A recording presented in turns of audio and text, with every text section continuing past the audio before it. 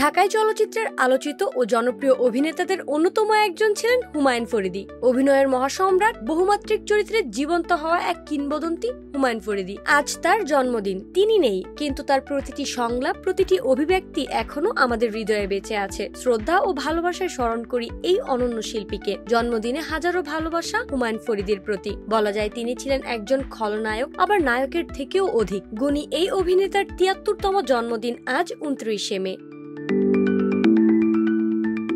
১৯৫২ সালের ২৯শে মে ঢাকার নারিন্দায় জন্মগ্রহণ করেন তিনি। পরিবারের ৪ ভাই বোনের মধ্যে তিনি দ্বিতীয় ছিলেন। ইউনাইটেড ইসলামিয়া সরকারি উচ্চ বিদ্যালয়ের ছাত্র ছিলেন তিনি। ১৯৭০ সালে চাঁদপুর সরকারি কলেজ থেকে উচ্চ মাধ্যমিক পরীক্ষা দেন। একই বছর ঢাকা বিশ্ববিদ্যালয়ের অর্গানিক কেমিস্ট্রিতে স্নাতকের জন্য ভর্তি হন। ১৯৭১ সালে মুক্তিযুদ্ধ শুরু হলে লেখাপড়া বাদ দিয়ে অংশ নেন মুক্তিযুদ্ধে। দেশ স্বাধীন হয়। আর স্বাধীনতার পর ঢাকা বিশ্ববিদ্যালয়ের পরিবর্তে জাহাঙ্গীরনগর বিশ্ববিদ্যালয়ে অর্থনীতি বিভাগে স্নাতক শুরু করেন হুমায়ুন ফরিদী। এই বিশ্ববিদ্যালয়ে পড়ার সময় অভিনয় প্রতিভার বিকাশ হয় তার। এই সময় বিশিষ্ট নাট্যকার সেলিম আল দ্বীনের কাছ থেকে নাট্যত্বের দীক্ষা নেন হুমায়ুন ফরিদী। জাহাঙ্গীরনগর বিশ্ববিদ্যালয়ে অধ্যয়নরত অবস্থাতেই ঢাকা থিয়েটারের সদস্যপদ লাভ করেন তিনি। তারপর এই নাট্য দল থেকে ধারাবাহিকভাবে মঞ্চ নাটক করতে থাকেন তিনি। তিনি মঞ্চ, টেলিভিশন ও চলচ্চিত্রে অসাধারণ অভিনয়ের জন্য পরিচিত।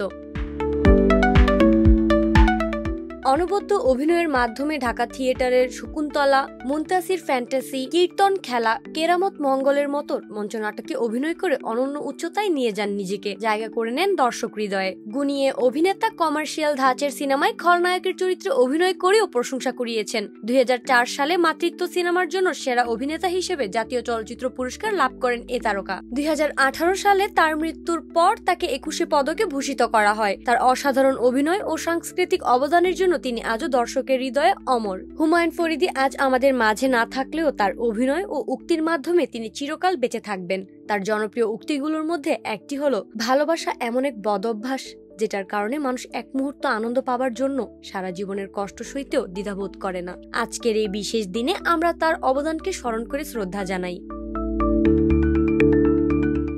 নাইমি জান্নাত ব্যাপ্তি, শোবিজ 24, ঢাকা।